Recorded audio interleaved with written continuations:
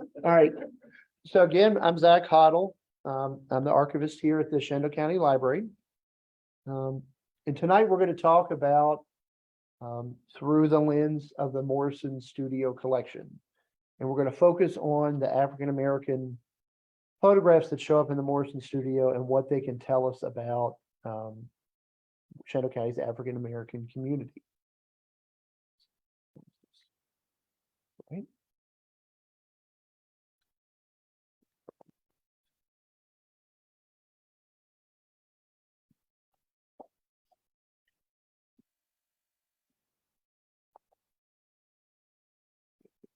All right, so if you've never heard of Morrison Studio, it was a photography studio operated first by Hugh Morrison Jr., and then by some of his descendants in Woodstock, starting in 1898.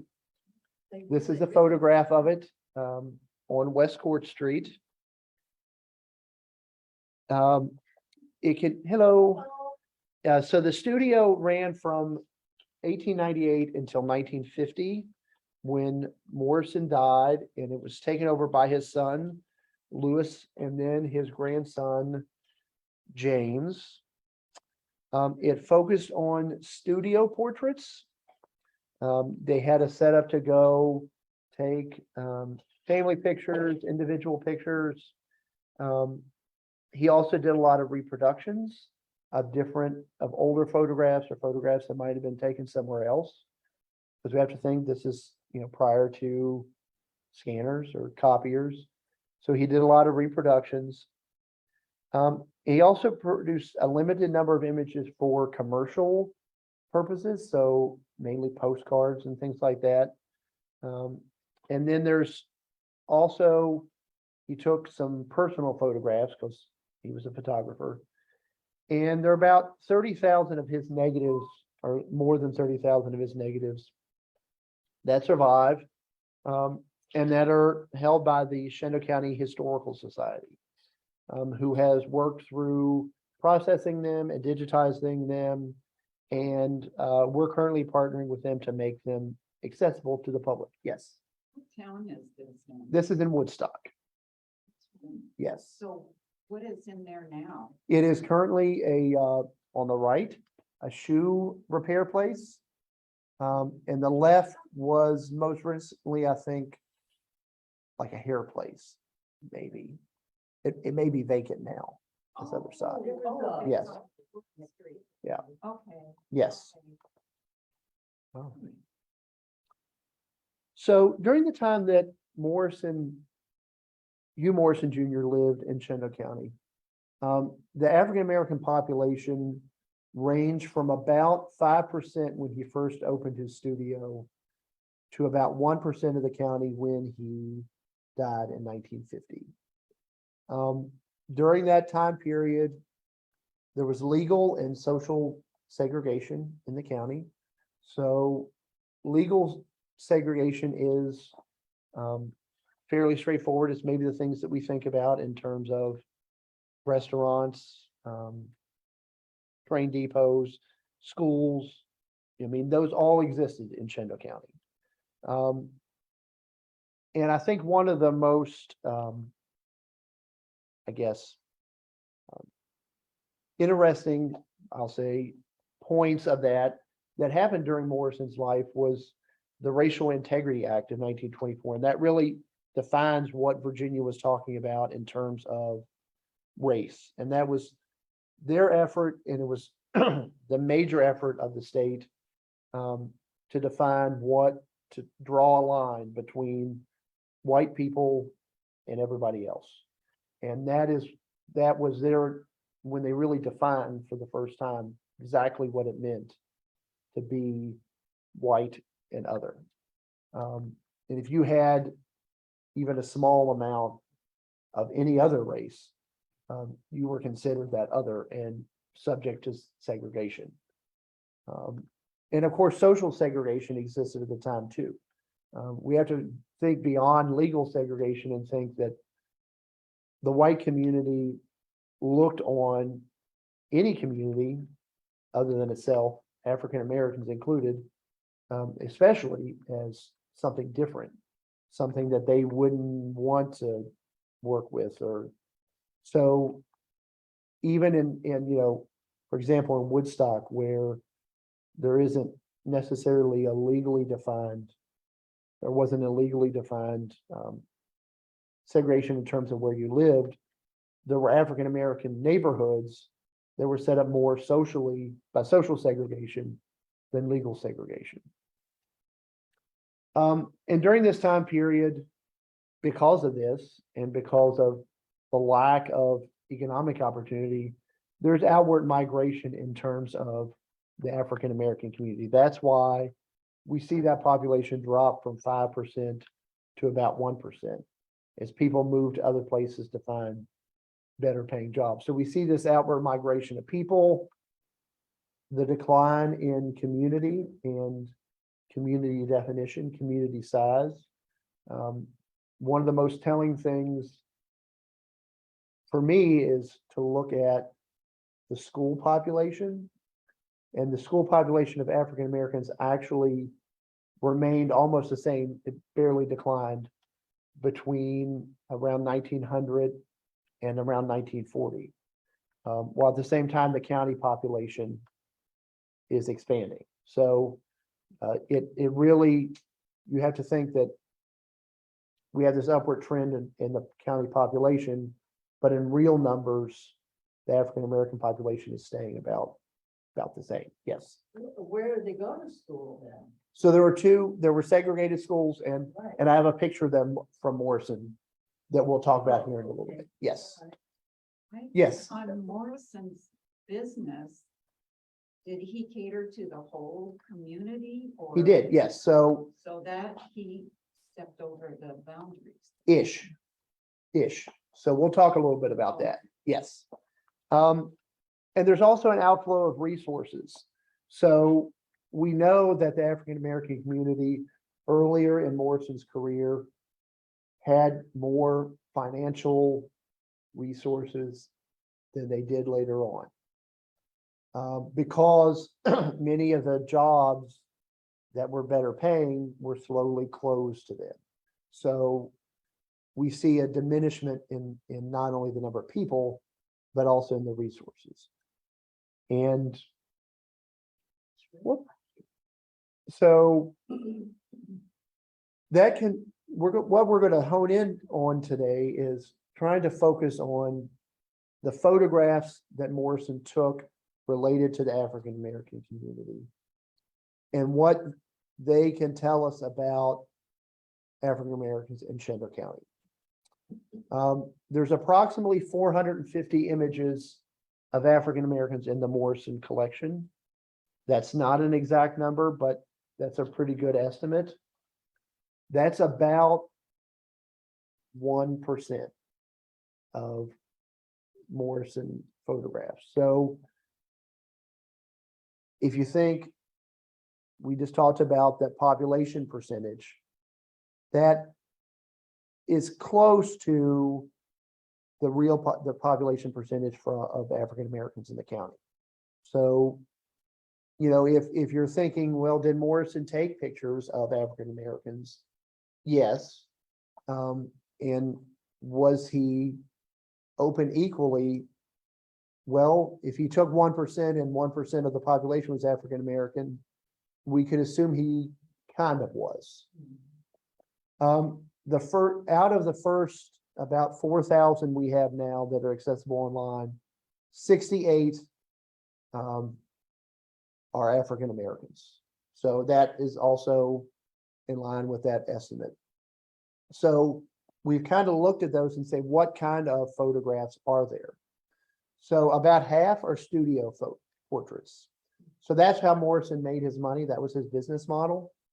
So now we're looking at, if you compare to the large number of studio images in general, we're at about half are African Americans, compared to a larger percentage of the white population in terms of studio portraits. So it's hard to tell if Morrison, how open Morrison was, but I think probably he would have taken their money if they could afford it. So that's probably the big reason why, if he could afford it, Morrison would have taken your money to take your studio portrait. The remaining half of these African Americans, number one, are reproductions of another photograph. There's some type of commercial production, they're personal photographs, and then there's what I'm calling background appearances. So that's just a term I came up with to say there's an African American in this picture, but that's not the subject of this picture. And we'll have some examples of that. So this is one photograph from Morrison. On all of these, I'm going to have over here on the left the title of the image, and then this is the number in the collection. So if you are like, I really like this picture and want to look at it more, you can go online, and I'll talk about that at the end, and look these up using this number. But this is one image we found, and this is a reproduction image. So you can see here, there's like a mount that Morrison has. He's taking this older picture and he's taken a picture of it so he can make prints for people. And what he would have done is taken this, and then when he did the print, cropped it down to just be this. And this damage is actually on the Morrison print. So he would have been taking a picture of this whole thing. And you can see this is a white family, but there's two African Americans. There's a man here and a woman here. Okay. This, if I just based on everything else, is probably the oldest image of African Americans that we've worked with so far. Not in terms of the Morrison image, but just this image itself, based on the dress and everything else. There appear to be about 3 generations of this white family, and we're guessing that these two African Americans are some type of servants, probably a butler or valet or something, and then a cook or a maid. It's also possible these could be slaves. Morrison lived just a generation really apart from slavery. So if he's reproducing an early photograph, these could be enslaved people. And he's living with people who had been slaves when he comes here. So it's very possible we have no way of telling because none of these people are identified, but it's possible these are enslaved people. Yes. I'm sorry. Yes. I hope I'm not asking you to repeat. Oh, no, you're fine. Could you just describe Morrison a little bit, who he was, or, So Morrison was a local photographer in Woodstock okay, who operated the studio from about 1898 until his death in 1950. he was a native? I mean, He was from born? Harrisonburg. I'm sorry. He was from Harrisonburg, Oh, and he okay. moved to Woodstock. He also had a studio for a while in Strasbourg, and he specialized in portrait photography. And what's so special about him, and there was a lot of other photographers, is that his negatives survive. Almost his entire collection, he saved them. Oh, hmm. Um, What race was he? he was white, yes. Oh, He was white, yes. Morrison was white. Yeah, one No. of them. Morrison was a white photographer, yes. Great question. And again, the two African Americans in this picture, this is really documenting, even if these aren't enslaved people, a generation before Morrison.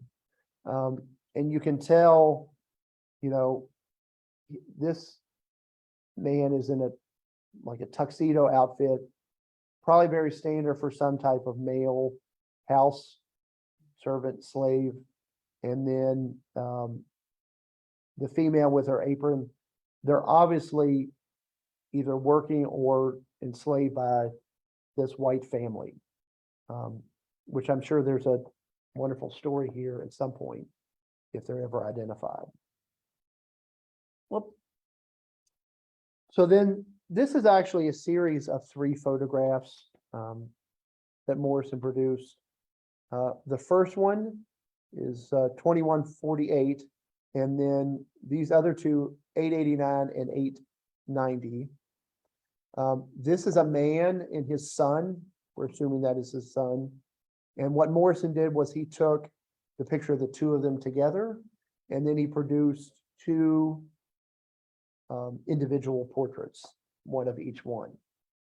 So neither one of them are identified, but this is a very standard Morrison Studio portrait. Most of his other studio portraits resemble this a lot, and just in terms of the background, the way people look, you can tell they're dressed very elegantly, which was common practice for people getting their picture taken at this time. The box in which these were contained in is dated October 1917. Now there's more than one negative in there, so it's not certain if that's the date they were taken or the date he produced them, but we can safely assume sometime around 1917 is the date for these three images. So at that time, it was still a luxury, really, to have your photograph taken. So it would have been a very formal and a very important date for these two men to have their picture taken.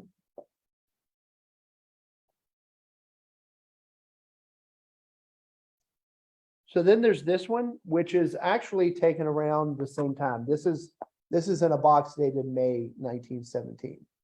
And I really like this photograph because it's still very formal. But it's two young men. These could be brothers. We don't know. Again, they're unidentified. But I like it because it just has a different attitude from the others, and a different attitude from a lot of Morrison's because of the youth that's in just the facial expressions. A lot of Morrison photographs are family photographs and just have a different atmosphere.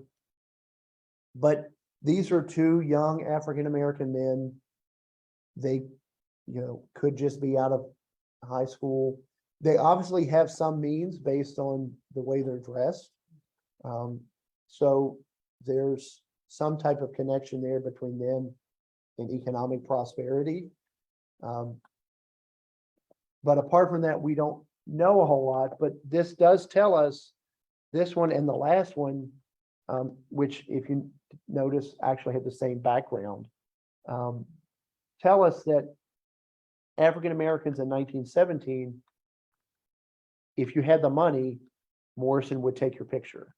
And that there were African Americans that had the ability financially to go have their picture taken, to get dressed up, and to produce some type of formal portrait like this, and that they're coming to do it. So at the very least, we're documenting a part of the African American experience in the early part of the 20th century. So this one is really different. Obviously, it's a woman, unidentified. This is 520 and 521. It is dated based on the box 1912. All right, so it is probably a little bit earlier than the last two we looked at, but still from the same era. And it is also really different in the atmosphere and the message that this is trying to send. Okay, so you can tell it's more informal. She's still dressed very nice, but it is really kind of suggestive, almost a little bit, in terms of the way the image is set. And there's not a lot of Morrison images like this. So we have this, number one, an African American woman, and an African American woman in a pose that's not normal for Morrison. Again, because most of his photographs are incredibly formal. And the thing is, we know Morrison, he's the photographer, so what we're seeing is maybe a little bit of reflective of what this woman wanted, but the final product is Morrison's production. So Morrison is the one who's setting, I mean, he's a photographer, he's someone who would have told her how to sit, how to set this up. So this is a collaboration between what she wanted and Morrison. So it's really is, you know, if we're seeing this, we're seeing her, but also what Morrison wanted to make of this image. So it really is, it doesn't look like much maybe, but this is really unique in comparison to many of the other Morrison photographs, which were like those first two we looked at. All right, so this one is a photograph Morrison took of this place, inside this place, White Sulphur Inn, located outside of Stephen City, Virginia. And he produced a couple photographs of this inn. This one is obviously labeled kitchen. And what he did here is he's turning this into a postcard. So this is on the negative. He's basically cropping this photograph to turn this into a postcard that the inn would have used to advertise itself. All right, so that creates a bunch of different layers for us. So number one, the inn knows what its assets are, okay? So if it's trying to, just like anybody who's trying to advertise, they're basically telling Morrison, these are the things we think people want to see, or what they would come here for. So why then are we in the kitchen taking a picture of two African-American cooks? All right, because that's an asset the inn was trying to advertise. During the time period, this was taken, and we don't have a date or even a box date, but this is early 20th century. The idea of African-American cooks was used in marketing to you know, advertise food. I mean, kind of like we might think of, you know, grandma's home cooking. They're trying to produce this image of this is a good place to eat because look at what we've got in our kitchen, the people who know how to cook and how to take care of people. So that was an asset that the inn is trying to advertise. It shows people, I kind of told people at work. They're obviously not at work right here, but they're also not set up in some type of formal way. So this is posed, obviously, but they weren't like, go home and put on your best clothes and come into work for this picture. They're trying to show this is what it looked like on a normal basis. All right, so what's really good is this is showing what, you know, the other ones is showing people in formal attire, what they want to look like in an elegant setting. This is showing two African-American men as they would have been dressed to go to work on a daily basis.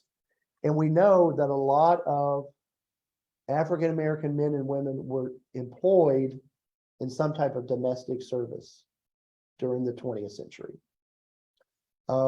As cooks, locally cooks, maids, housekeepers, nannies, nurses. We'll talk some more about that.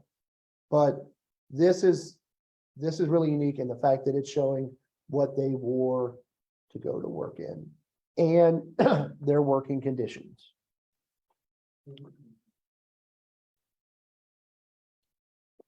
So this is another one. This is 642, also unidentified. It has no date whatsoever attached to it. But again, we think early 20th century. This is what we can assume to be an African-American nurse with two white children that she cared for. And at the time, again, that was pretty popular for, if you could afford it, to have an African-American woman take care of your children.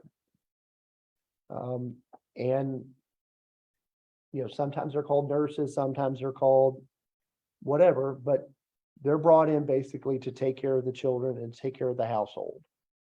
All right.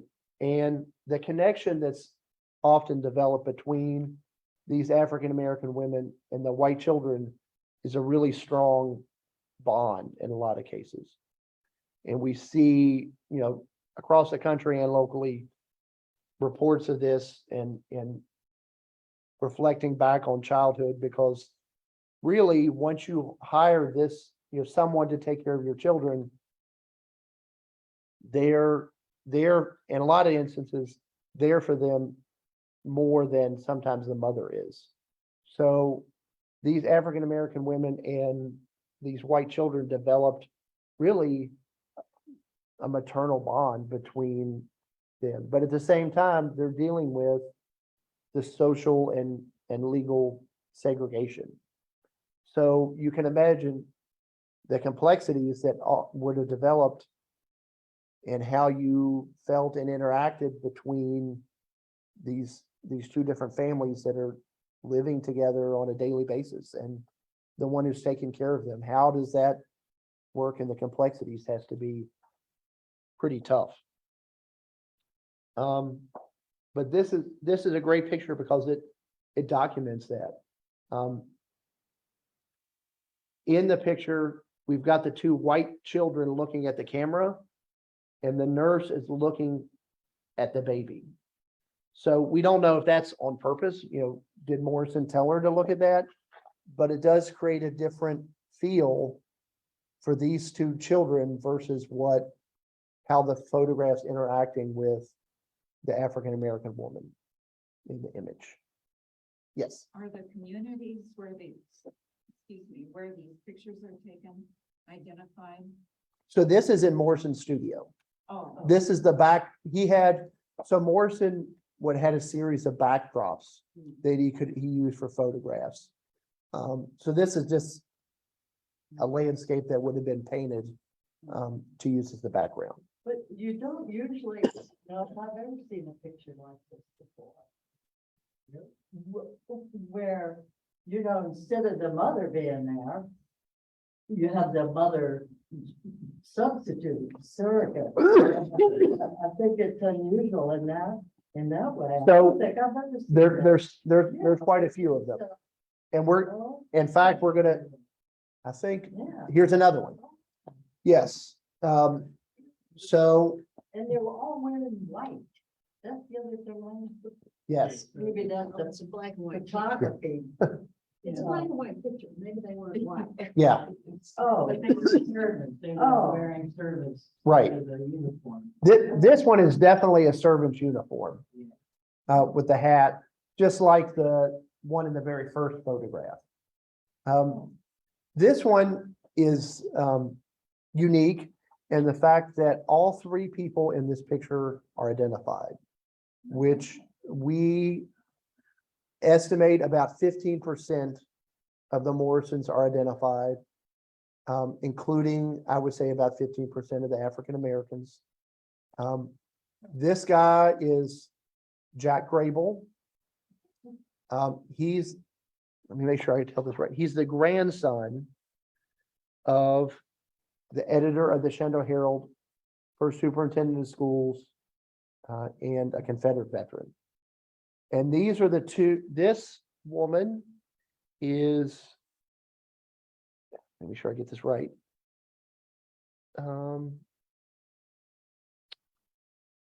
Ada Posey Dyer. Okay. Ada was hired by the Grable family as a domestic servant. She worked for John, and this is her sister, Katie. All right, so this is taken somewhere outside. I haven't seen this background anywhere else before, so most likely this is at the Grable house. So Morrison would have been paid to come to John Grable's house to take this picture of his grandson. Grable was pretty affluent. He could have afforded to do that. He was probably friends with Morrison. And what this does is it captures the intergenerational nature of employment for African Americans who were in domestic service. So, like I said, Ada is the one who's employed by Grable as his housekeeper. We know from records that typically when that happened, because there's no such thing, there's not childcare for the working class. There's not,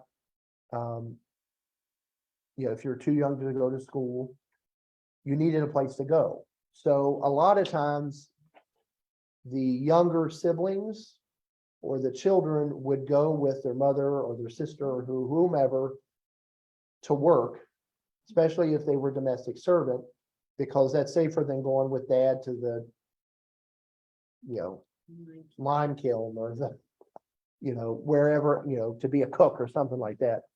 And they would obviously been there helping out with whatever task that Ada would have been responsible for doing.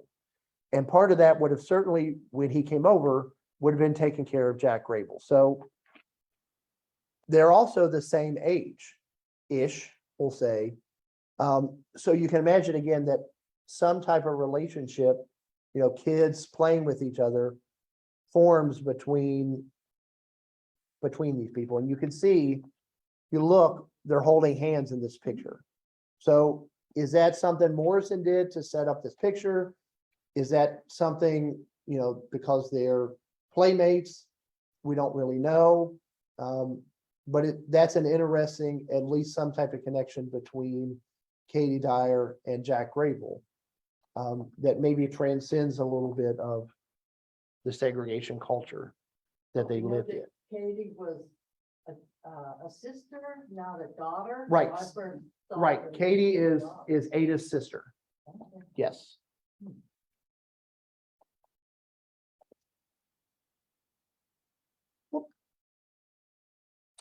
All right, so this is the next photograph that I wanted to highlight, or two photographs, 3799 and 3800. This is, again, different in the fact that it is, we think, at the home of this Reverend T.A. Thomas.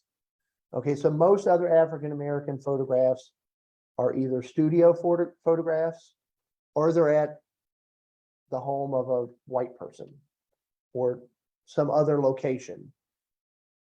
This is the only one we found so far that we think is at the subject, the African-American subject's home. And this is T.A. Thomas, which is this guy here, and four of what would be his five children. And they're pictured alone in this image. His family, his children are, but we don't know what order, Doris, Maud, Calvin, and Ruth. We assume this is Calvin. We know that Theophilus was the minister of Mount Zion Methodist Church in Woodstock in the mid 1920s, maybe into the 1930s. As such, he was in charge of several other churches as well. He would have been the minister at Mount Zion in Strasburg, the Methodist Church in Mount Jackson, New Market. At the very least, it was a whole charge that he would have been responsible for. This Theophilus is a unique individual. He was born in 1883 in the British West Indies, and he immigrates to the United States in 1914 and becomes a Methodist minister. And he ends up dying in Baltimore in the late 1940s. But this is a very informal photograph compared to some of those earlier ones we saw, even, of the two men in 1917, which is taken outside, again, outside of the studio. We've got one of their toys present. So we can see, if we can capture a little bit, of the living conditions of African Americans, some of the things that, yes, That hobby horse, I think it might be one of Morrison's props. props. He had one, and when we had the exhibit at the MSV, Mm-hmm. we had that. Had that, I- okay, I'd have to look at it closer to see if it's the same thing, but I suspect it is. right. And wasn't that picture, was that in a box that had a date marked on it? This one is not in one that has a box date. Because it looks like the 1940s, and my We, goodness. we think that this is probably 1929 Oh, really? because Theophilus had another son that's born in 1930. So this is 28, 29, just based on when he came here and when the other, but again, we're not certain. There's one other You thing. know where that house is? We do not know.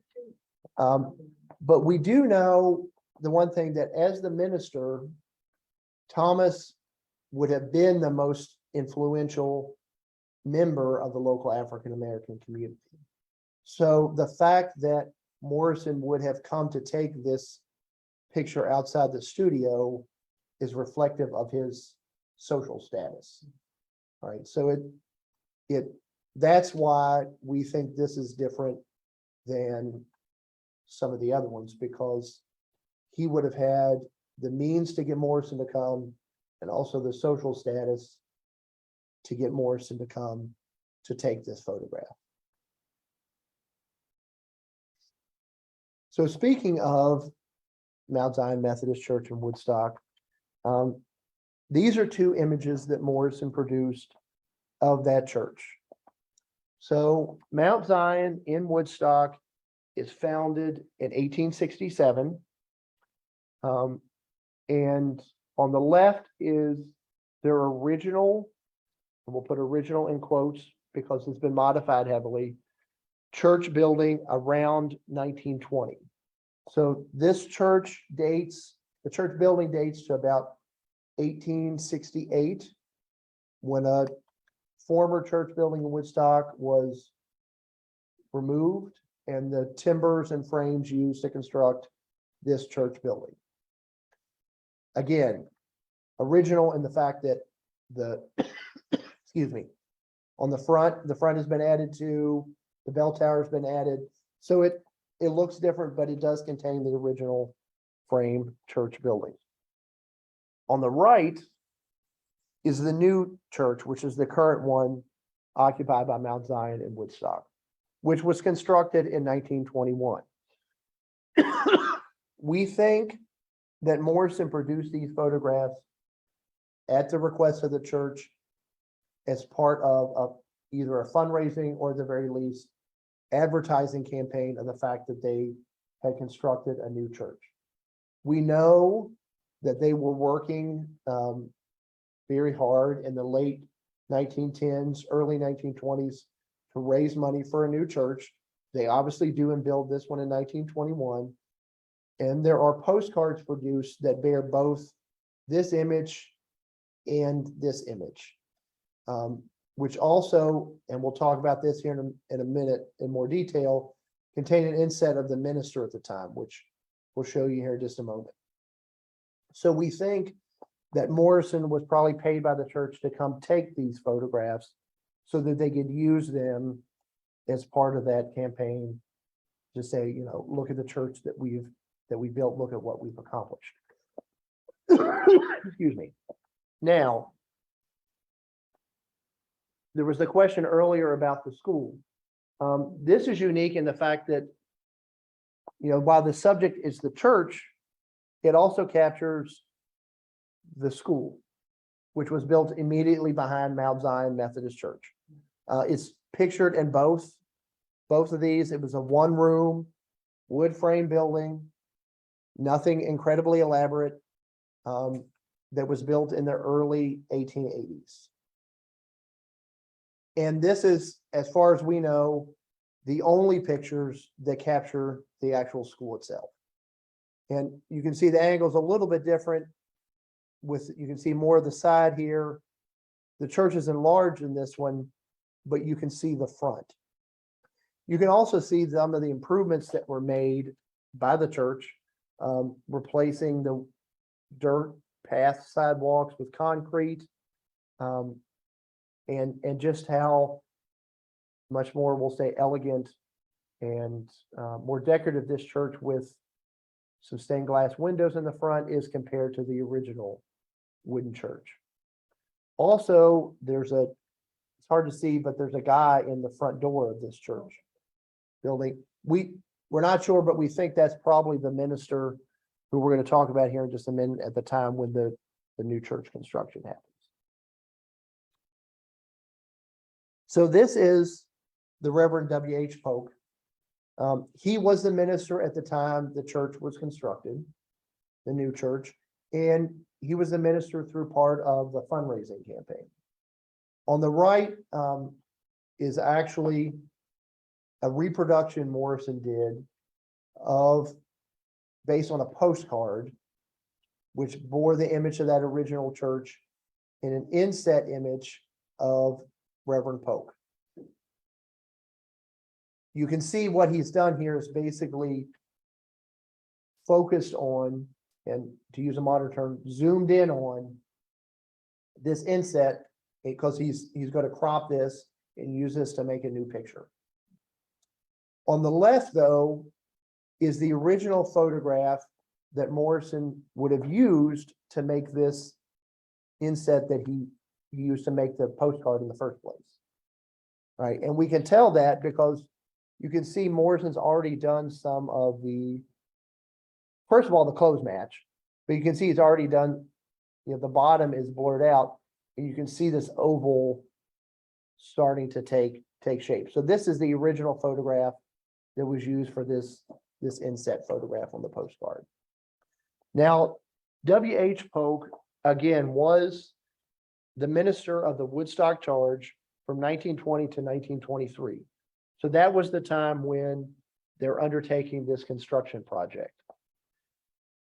The thing, for a long time, the narrative was that W.H. Polk came here and helped them build a new church.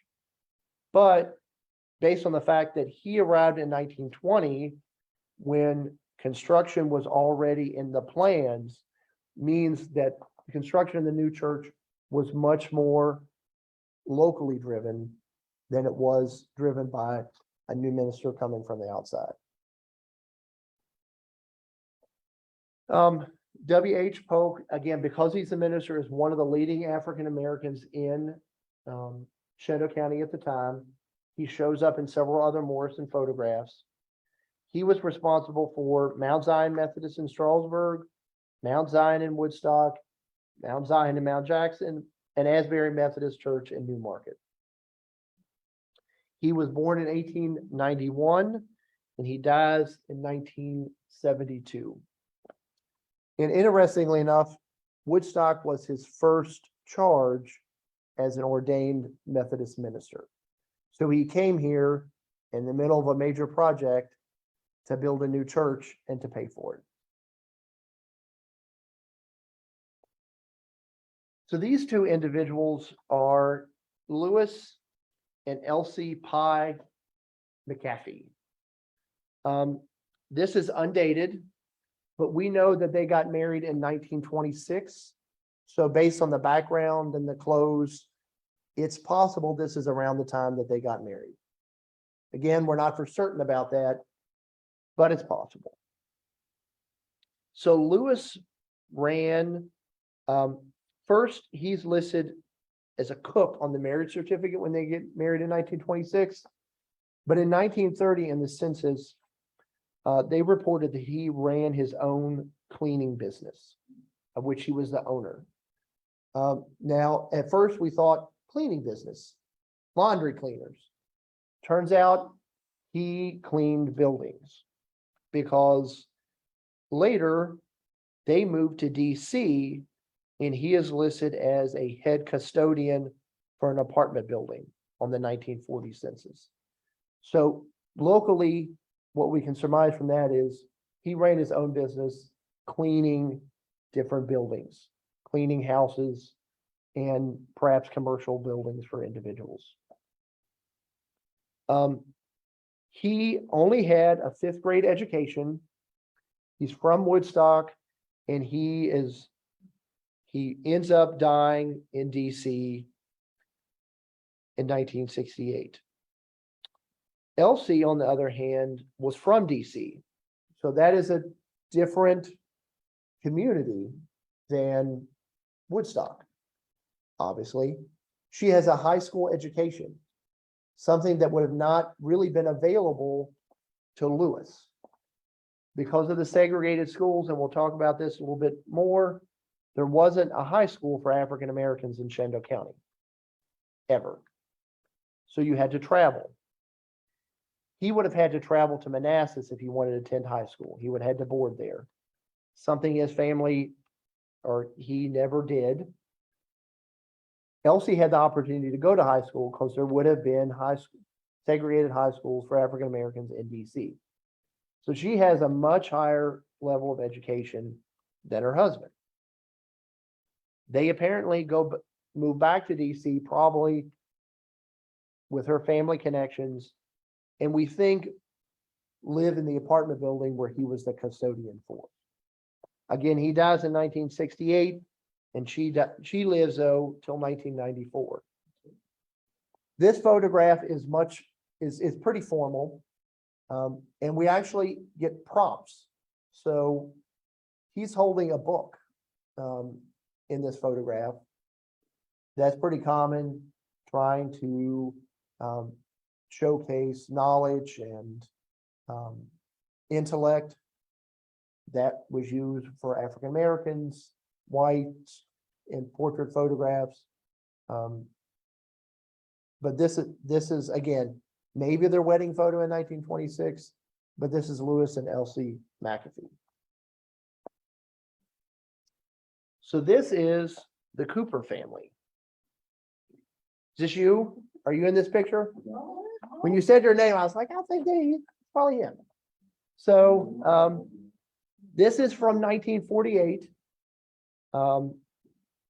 And before you leave, I want you to help me write down who's who in this picture. Because we know their names. We know Ray, Oswald, Melvin, and Robert. We know Robert's the baby. One like Melvin, and that's Roy, and that's Oliver Jr. and the oldest one. All right. I will make sure we get that right. All boys, All, all boys? Yeah, right here was all boys. Yeah, okay. Oh, you mean there's more? Oh, yes. All right.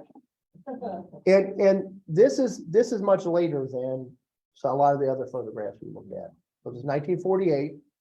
But it's also much different in the fact that this family photograph is taken without, it's just the kids. All right, so we had the one earlier of Reverend Thomas. There's one with the kids, and then one of him and the kids. But we know it's just the same place, so Dad's probably standing right over to the side. There's no picture like this with the parents in the Morrison collection. It's just the one of the kids. So that is different. And this is most likely in Morrison Studio. Yeah. Does somebody have a question? All right.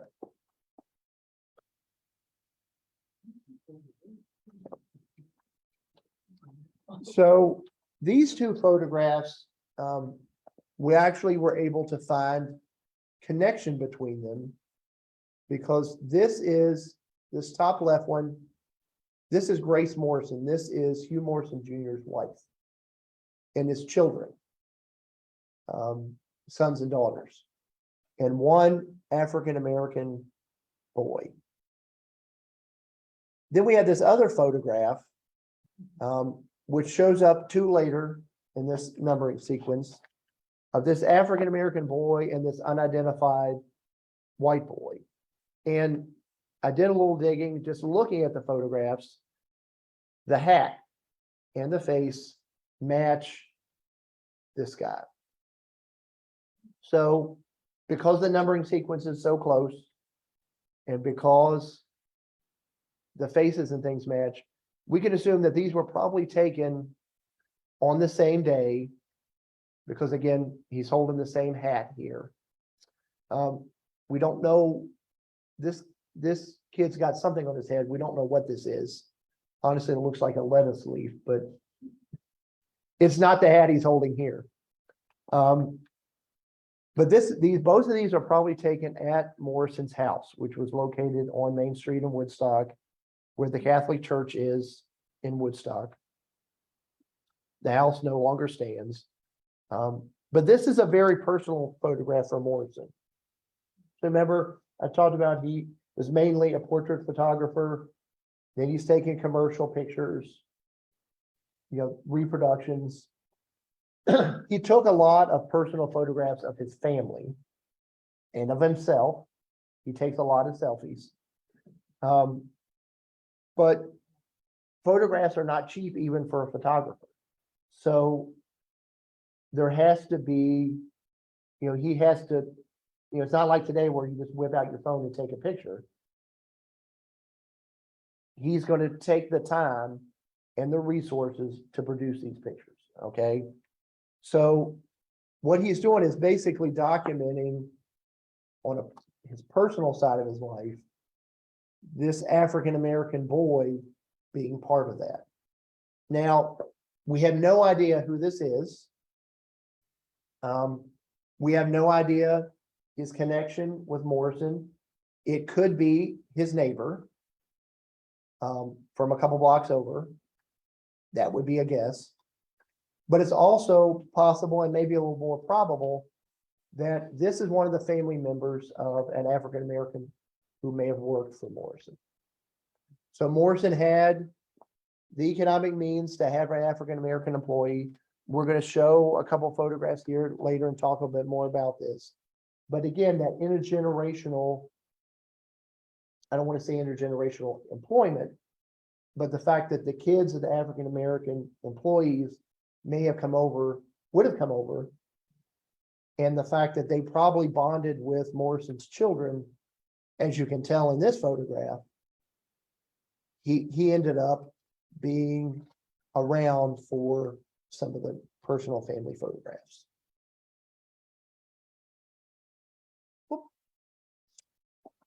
So this picture, or series of two pictures, is of Fannie Hughes Timbers Butler. She's born 1893 and dies in 1984. She attended 5 years of public education, and she married a man named Lucian P. Butler in 1921. She sometimes works on and off as a maid, and her husband is a cook at the Massanutten Military Academy. We found several references to individuals from the Morrison, African-American individuals from the Morrison collection working at MMA. So we can tell based on that they appear to be a pretty significant employer of local African-Americans, because there was a need for a larger domestic staff there because of the students. This is a very formal photograph, 608, which is this one on the left, is in a box dated 1912. And on the right, 783 is dated October 1914. So that and the difference in numbering sequence indicates that even though this is the same woman, they're most likely taken at different times. And I don't mean a couple days apart, probably at least a year apart. So it's obviously the same woman. They're close to the same age, but she has one formal portrait and then later comes back for another one. And we don't know what occasion she's marking with these pictures. It could be a whole bunch of different things. But that's a sign that her family was affluent enough to not only have one formal picture of just the daughter, but two, which is a little different than some of the others. And again, we see the appearance of a prop in this one. Again, that book. And this is a much different, these two pictures, that the atmosphere and the stance is much different than each other. So they're really conveying a different type of image and a type of meaning of what they're trying to tell us here. All right, so these two photographs are good examples of what, if you remember at the beginning, I called background images. These are images where African-American individuals show up, but they're not the subject of picture. So in this one, 2254, this is unidentified, but most likely this is Morrison's horse prints. All right. This one is at, we think, Morrison's, a family member's home, probably his father's house. There's a lot of family pictures taken with his house, but this is not Morrison's house, right, Barbara?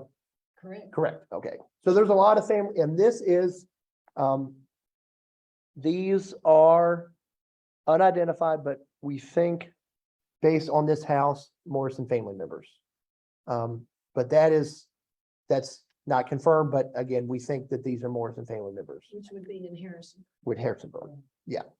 So what this is telling us is we see these two African-American men whose obvious job is to hold on to the horse. So actively in this one, these are two different men.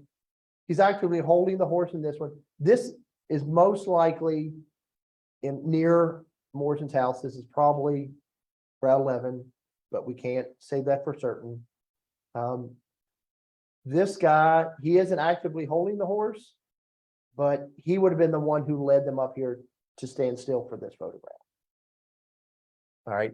So what does this tell us? Why is this important? All right. Number one, this tells us that Morrison and his family did employ African-American workers. So in this one, this is Morrison's horse. This is the guy Morrison's paying to take care of the horse. Same thing here. Though this may not be Morrison, Hugh Morrison himself who's paying this guy, this is part of the family. So we know Morrison had African-American employees based on this, whether they were full-time, whether they were just the guy that took care of the horse, it's uncertain. So again, that connects us back to, well, could that kid in the other photograph be a relative of this guy? And this shows up in this man shows up in several other photographs of the horse. This isn't the only one. These are again photographs of, we'll say, men at work. They're not dressing special for the occasion. So this is, if you compare this to some of the other photographs we've seen, this is probably what you would have seen an African-American man in Woodstock wearing 1910s, 1920s on a regular basis compared to those earlier photographs where they're in much more formal attire. Same thing down here. So it really gives us that unique insight. It's outside the studio.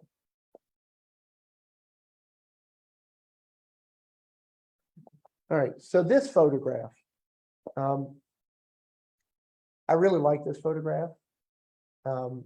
This is of Josephine Benshaw, who's this girl, an unidentified African-American girl.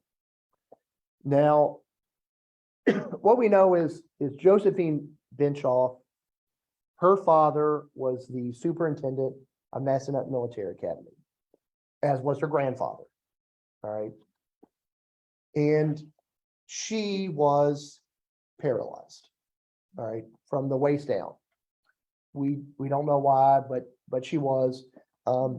She's born I think 1916, I don't have it in my notes. And dies in the 1930s.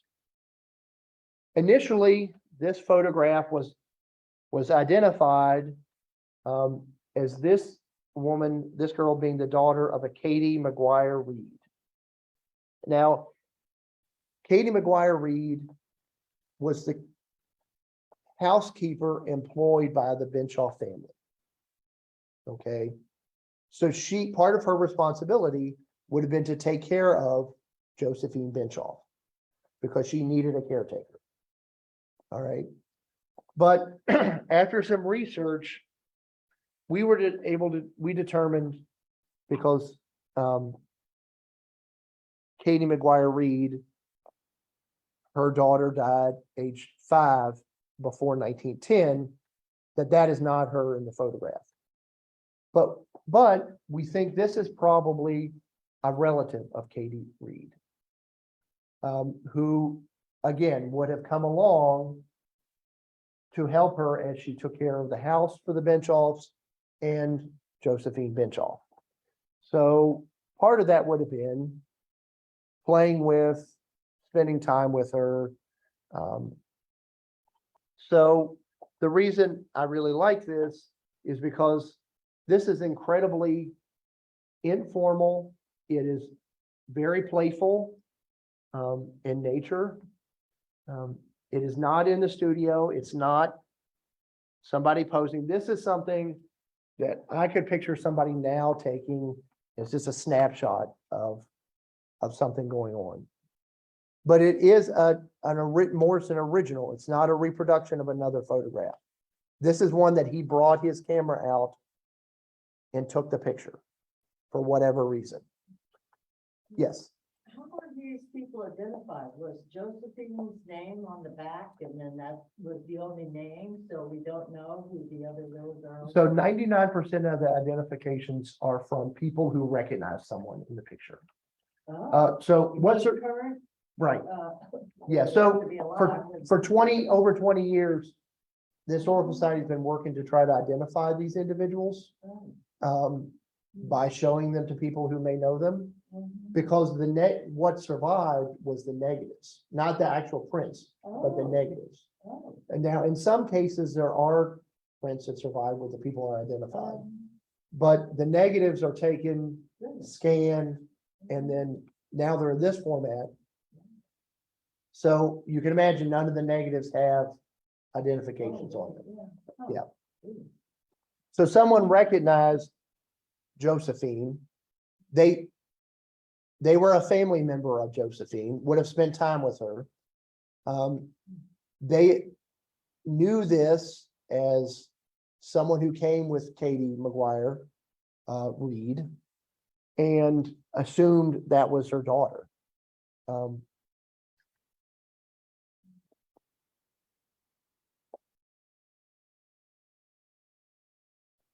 All right, so this photograph, this is a man named Earl Dyer. Okay, this is a reproduction. So you remember I talked about Morrison, before copies. The very early one we saw had that arm sticking out. We know this one because it has this background around it. All right, so what Morrison is doing is he's got the image that has a frame around it, or even maybe a cardboard frame. He's laying it down and he's setting it up and taking this picture because Earl Dyer wants it, or somebody else wants it for some reason, to make a new print of it. The first person smiling, isn't it? Yeah. So this is around 1945. Again, this guy's named Earl Franklin Dyer. Now, Earl served in World War II. He's from Woodstock, but he enlisted in Manassas. The reason he enlisted in Manassas is that is where he had to go to attend high school. He had to board in Manassas to graduate from high school. So he graduates from high school there and enlists in the U.S. Army, and he's sent to Japan as part of the occupation forces at the end of World War II. And he becomes a corporal, and he serves until 1947. It's hard to see on this PowerPoint, but he's got corporal stripes. So this is probably around the time he's discharged. The original picture may have even been produced in Japan. So you have to imagine he comes back and now maybe a family member or something wants a copy of the photograph he has from when he was in the service. Yes, Do you know whether Bill Dyer was related to Ada Dyer that we saw the picture of earlier? I never investigated that. Yeah, well, Probably, I'm sure. Yeah. Well, remind me of that. Or I'll forget. So Earl comes back and he's a cook at Shenandoah Memorial Hospital, but he's also a musician. All right, so he is the choir director at Mount Zion Methodist Church. And he is a music teacher. He teaches piano. He's a singer. He leads all types of musical performances. He's really talented and well-known until his death in 2008. And it is all, and as you mentioned earlier, this is a much different attitude than some of the other earlier photographs. The reason for that is we don't really know. Could it be just where he's taking it? Could it be what's going on in his life? Could it be the fact that it's not a Morrison photograph? Maybe Morrison didn't like for people to smile very much. I don't know. But it does give a whole different story with just his face compared to some of the other images. So this one. This photograph, you remember I talked about identifications. This photograph was identified by the son of that W.H. Thomas, the minister, as Reverend Freeland. Now, this is a woman. Mount Zion, or the Methodist Church, did not ordain women when this photograph was taken. But she was a deaconess for the Methodist Church. Which would have been the highest spiritual rank a woman could attain. And she would go around and conduct revivals at local Methodist churches. And we know that annually, Mount Zion in Woodstock had a revival and a big picnic and a big get-together, community get-together. So the fact that we have this oral tradition that she did this, and the fact that the documented tradition that this goes on, we can assume that one year she came here to do that revival. And for whatever reason, went to have her picture taken by Hugh Morrison. Now, we weren't able to learn anything else about her, not even what her first name was. All right, so we know nothing about her, where she's from. But she is giving some pretty significant signals in this photograph. So the first one is we've got the book. Probably trying to symbolize the Bible with her hand on it. She's telling us she's educated and she knows what's going on. And then she's pointing. She's pointing up at God. So she's giving off educated and religious symbolism to us with just two things that she's doing in this Morrison photograph. This is also probably her official deaconess uniform. So she's giving off that she is an educated spiritual woman who has power in the Methodist Church at that time. But who she is, I would really love to know. And then we have this photograph, which is the last one that we're going to talk about tonight. This is Philip McAfee. Now, Philip, he's also a World War II veteran. He's in the U.S. Army. He only has a 7th grade education. So that means he attended the maximum numbers of years offered by Shenandoah County Public Schools. when he went to school. He worked after World War II. He lived on Water Street and worked at a restaurant until he died of a heart attack in 1979. His wife's name was Shirley, and he was a member of Mount Zion Methodist Church. And you can see this photograph is obviously 1940s based on the clothes, and it's formal, but it's not as formal as many of the earlier photographs. And we see that as a general trend in Morrison Studio photographs. And while they remain formal, photography is now cheaper, okay, even for Morrison to produce. So now it's not so much a once in a lifetime or once in a decade thing to get your picture taken. It might be something you're doing every year or every couple years, or to mark, instead of, you get a marriage photograph and that's it. Now you're getting a graduation, a marriage, new job, a retirement photograph.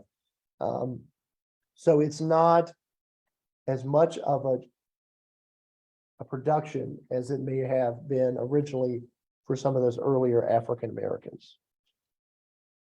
And we anticipate, because of that, that we'll start seeing more African Americans show up, but we also know that the number of studio portraits in general also increases around this time period. Well, so what did we learn kind of big picture from, or what have we learned so far kind of big picture from Morrison Studio and the pictures they produce of African Americans?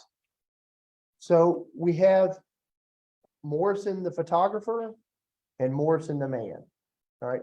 So Morrison the photographer, he's running a business and he wants your money. And if you have money, it's obvious he would have taken your picture no matter what race you were. But then we have Morrison the man. All right.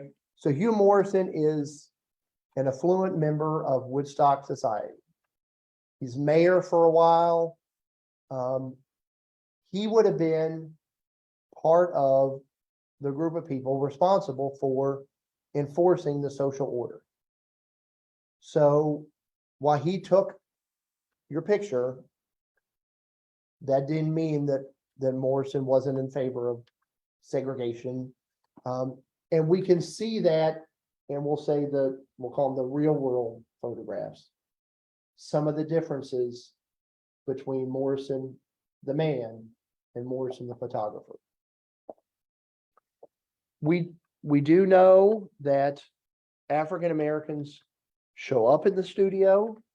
That's an expensive thing, but there's some that could afford to do it. We know there's a lot more that couldn't. But that does indicate that there is at least some economic opportunity, especially early on when photographs were a lot more expensive, that allowed African Americans to do things like go get your picture taken. And based on the clothes and everything else, kind of their economic status. We know that they show up a lot less frequently outside the studio. So you remember I talked about really early, Morrison, again, portrait photographer, but he produces a lot of photographs outside the studio. What it looks like, though, is that the number of African American pictures taken outside the studio is much less than the number of white individuals taken outside the studio. That's most likely reflected of the Morrison the man. Again, I didn't know him, so we're not going to speak for him, but he probably had very few, if any, African American friends compared to the white people that he interacted with on a social basis, on a regular basis. But it does tell, at the very least, these photographs document a fairly strong and vibrant local African-American community. That sometimes, in many cases, is forgotten or passed over. So the existence of these photographs helps us better learn and at least see now visually their presence in our community. So does anybody